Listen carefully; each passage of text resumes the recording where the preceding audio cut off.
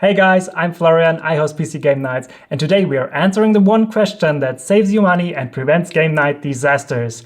Can your PC actually handle Nucleus Coop gaming? Would be great to know in advance, right? Let's check that out.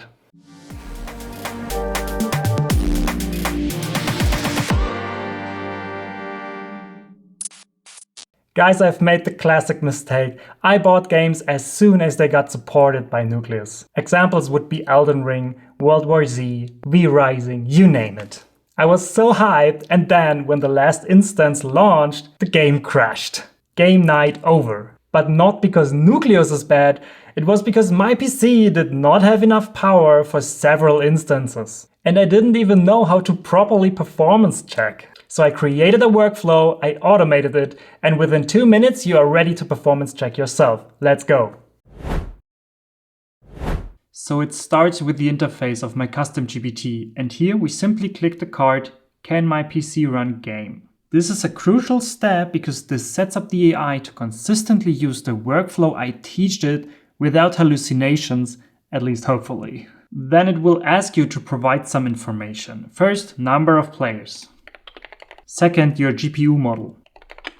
Third, your CPU. Fourth, your RAM. And if you don't know your hardware, right-click on Start, open the Task Manager, and in the Performance tab, you just click your CPU, you see your model number. Same for memory, you see your total memory, and if you scroll down, you can see your graphics card. And lastly, it also needs the hardware requirements of the game. Then we go to the Steam page of your game, we scroll down a little, and here are the system requirements. We simply copy them and paste them in here. And then it checks your hardware. First, CPU cores. I have 16, 19 are required, so I fail the test. Single thread performance, passed. GPU VRAM, falling short. GPU performance, pass. System RAM, pass as well. And then it will give you an estimation, will it work?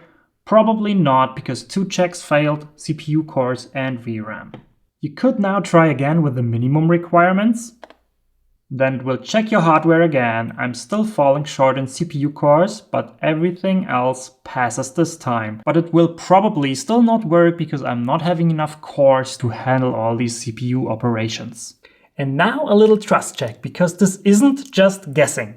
First, it looks up the performance scores of the required hardware, then it scales it up to the amount of players and then compares it to your actual hardware. And for the GPU, it uses the ratings from G3DMark, and the CPU performance scores come from ThreadMark. And for anyone interested, these are the formulas it uses to do the calculations. The headroom is crucial here because the operating system as well as other background processes need some resources as well. I think as a baseline, these estimations are fantastic, but don't take them as a guarantee, because some games scale better, some scale worse. It always depends on the game, the engine, the drivers, and so on. Oh, and one more thing, ray tracing, don't even think about it. 4 instances with ray tracing is not optimism, it's a cry for help. I forgot something. Yeah. Obviously, the link to the custom GPT is in the video description. This one is based on real usage data, which means it's a little bit more precise, but it requires you to already own the game. So first, you start your game in single player and go into a busy scene.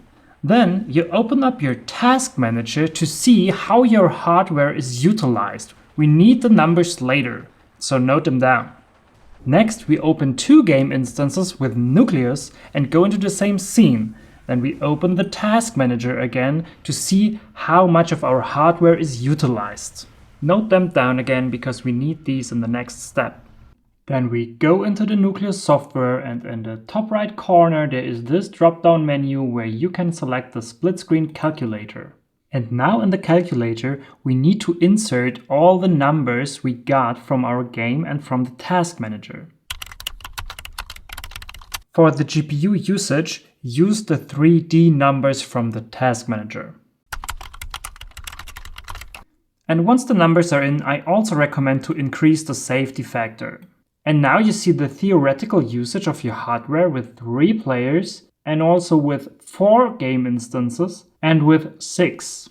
You can even increase that a little to check if we are capable of 16 people. And I can already see I don't have 72 gigabytes of RAM. My GPU usage would be above 100%, so this is probably not gonna work out well.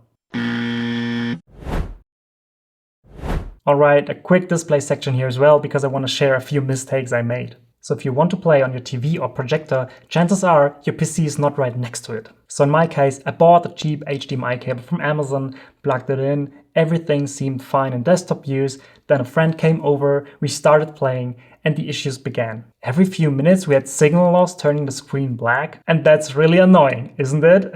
But that's usually not the GPU, it's the cable. The cheap ones can't always carry a stable signal over longer distances. So I got a 10-meter optical HDMI cable and all the issues were gone. And the good part is they became quite cheap. In the last couple of years they costed a few $100. I'll link the one I use in the description. And another thing is the resolution. So if you have a 4K screen, you can perfectly fit 4 instances of 1080p. But multi-instance gaming is usually about trade-offs, because 4 instances, maxed out settings is probably not gonna work. So you need to decide 720p per instance, probably higher FPS, a little bit more stable but less sharp, or 1080p per instance, more sharp, probably less stable and less FPS. And do you play on medium, high or low settings? And let me tell you, several crashes are not worth it. It always kills the fun, it always kills the moment. So nowadays I just go with low settings, texture medium or high and 1080p, and I try to hit 60 FPS if possible,